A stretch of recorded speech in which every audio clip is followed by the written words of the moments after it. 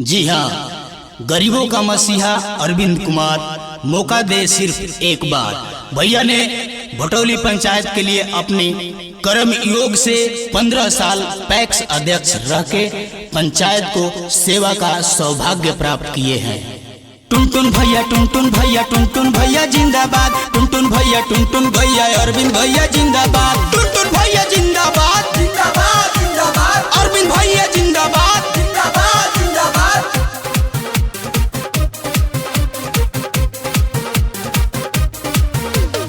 अब की चुनाव के कठिन लड़ाइया,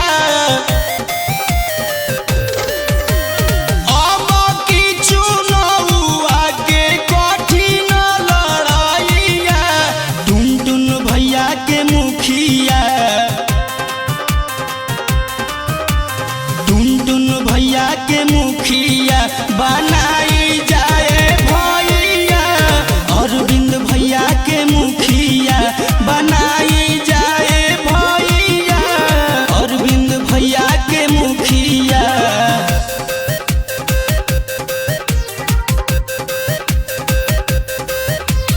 टुनटुन भैया जिंदाबाद जिंदाबाद जिंदाबाद, अरविंद भैया जिंदाबाद जिंदाबाद जिंदाबाद।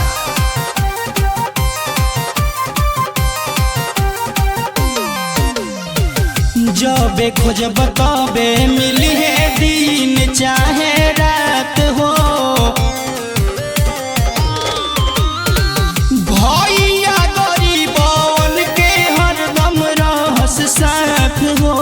जबे खोजब तबे मिली है, दिन चाहे रात हो, भैया गरीबन के रहस हरदम साथ हो। चाहस हरदम करे के गरीब के भलाइया, टुनटुन भैया के विजयी,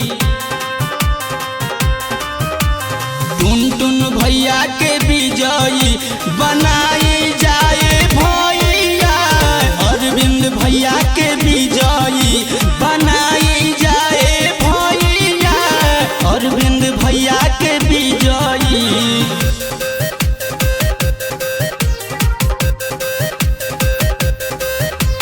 टुनटुन भैया जिंदाबाद जिंदाबाद जिंदाबाद, अरविंद भैया जिंदाबाद जिंदाबाद जिंदाबाद।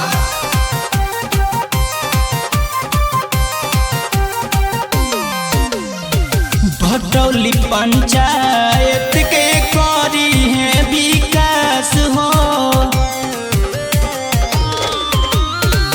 इनके पे लागल बाटे सब प्रयास हो।